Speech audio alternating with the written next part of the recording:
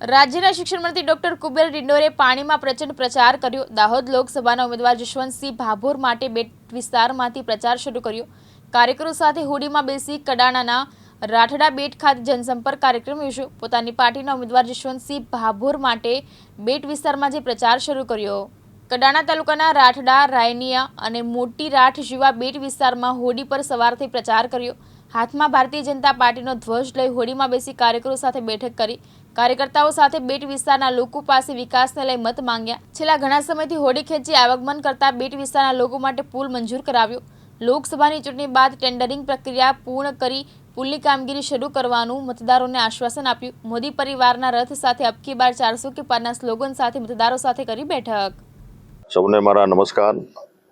આજે પૂરા દેશમાં લોકસભાની ચૂંટણી ચાલી રહી છે, એના ભાગરૂપે મારા મહીસાગર જિલ્લાની અમારી સંતરામપુર વિધાનસભાના ચૂંટણી પ્રચાર અર્થે અમારી ટીમ, અમારા શક્તિ કેન્દ્રના પ્રમુખ, અમારા હોદ્દેદારો બધા સાથે મળીને આજે રાઠડા બેટ મુકામે અમે ચૂંટણી પ્રચાર અર્થે અને ગ્રામ્યજનોની શુભેચ્છા મુલાકાતે આવ્યા હતા। અને મને કહેતા એ બાબતનું દુઃખ પણ છે કે આજે આ મહીસાગર ડેમ કર્ણા જળાશય બન્યો આજે 50 વર્ષ થયા। 50 વર્ષના સમયગાળા દરમિયાન અમારું જે રાઠડા બેટ છે તેમાં 3 ફળિયા છે, 1 થી 8 ધોરણની સ્કૂલ પણ અમે આપેલી છે, આંગણવાડી છે, લાઇટ પણ અમે 2011માં લોકોને પૂરું પાડ્યું। પણ જે અમારા પુરોગામી જે કંઈ લોકો ગયા એમને કોઈ આ બેટનો વિકાસ થાય અને એમને પુલ બને અથવા પુલ મળે એના માટે કોઈ વ્યવસ્થા નહોતી કરી। પણ 2017માં મને મારી જનતાએ આશીર્વાદ આપ્યા અને એ સમયે મેં પુલ મંજૂર કરાવ્યો હતો। પણ પુલ મંજૂર કરાવ્યા પછી એ જૂના રેટ પ્રમાણે હતો, એ જૂના રેટ SOR સુધારીને ફરીથી એ ટેન્ડર રિવાઇઝ થયું છે। અને આજે મને કહેતા એ બાબતનો આનંદ છે કે આ બ્રિજને વર્ષ 2021-22ના SOR મુજબ 21 કરોડના અંદાજો બનાવ્યા હતા। પણ એ ટેન્ડર પ્રક્રિયા પણ હાથ ધરી। રાધે એસોસિએટ દ્વારા એને જે ઊંચા ભાવે ટેન્ડર ભર્યું 26 કરોડનું ટેન્ડર થયું, એટલે એ તમે એને પછી રદ કરીને રિવાઇઝ કરવામાં આવ્યો અને રિવાઇઝ કરીને એનો ફરીથી નિર્ણય લેવામાં આવ્યો।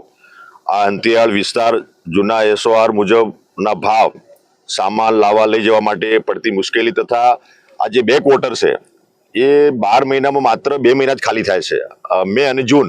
અત્યારે પણ આપણી પાછળ જે પાણી દેખાય છે એટલે જે કંઈ કોન્ટ્રાક્ટર આવે એને બિચારાને કામ કરવાની અગવડતા પડે, સામાન લઈ જવો, લાવવો, મૂકવો બધી, એટલે એને અંતિયાળ વિસ્તારમાં જૂના SOR મુજબના ભાવ સામાન લઈ જવા લાવવા માટે એની પડતી મુશ્કેલીઓ, 10 મહિના મશીનરી અહીંયા પાડી રાખવી પડે, એનો પાવર નિષ્ક્રિય અવસ્થામાં રહેવાના કારણે આ ટેન્ડર ઊંચું આવેલું છે અને ભવિષ્યમાં ટેન્ડર ઊંચું આવે એવી પણ શક્યતા છે। એટલે અત્યારે આ ટેન્ડર FDમાં અમારા ફાઇનાન્સ વિભાગમાં પડ્યું છે, એટલે નેક્સ્ટ ટાઈમ આ ચૂંટણી પ્રક્રિયા પૂરી થાય એના પછી એ મંજૂરી કરીને અમે વર્ક ઓર્ડર આપવાના છે અને લગભગ એ 26 કરોડથી ઉપર પણ આ બ્રિજ આવનાર સમય બનવાનો છે।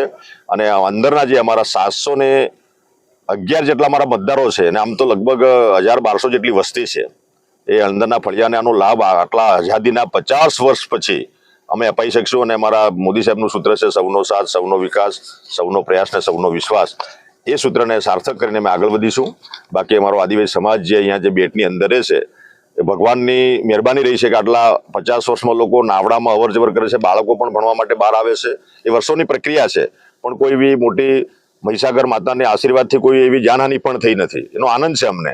પણ હવે આટલા વર્ષો પછી લોકોને આ હોડીમાંથી અને નાવડામાંથી અમારે મુક્તિ અપાવવાનું કામ ભારતીય જનતા પાર્ટીની સરકાર અને સવિશેષ અમારા ભૂપેન્દ્રભાઈ પટેલ સાહેબ અને મારા પ્રતિનિધિ બન્યા પછી આ બજેટ મળ્યું છે, એટલે ગ્રામ્યજનો, આ વિસ્તારના લોકો બહુ ખુશ છે અને આવનારા સમયમાં અવર જવર થાય અને આ રાઠડા બેટને આવનારા સમયમાં પ્રવાસનમાં આપણે મૂકીએ, પ્રવાસન ધામ તરીકે એને વિકસાવીએ તો બહારના લોકો પણ અહીંયા આવશે।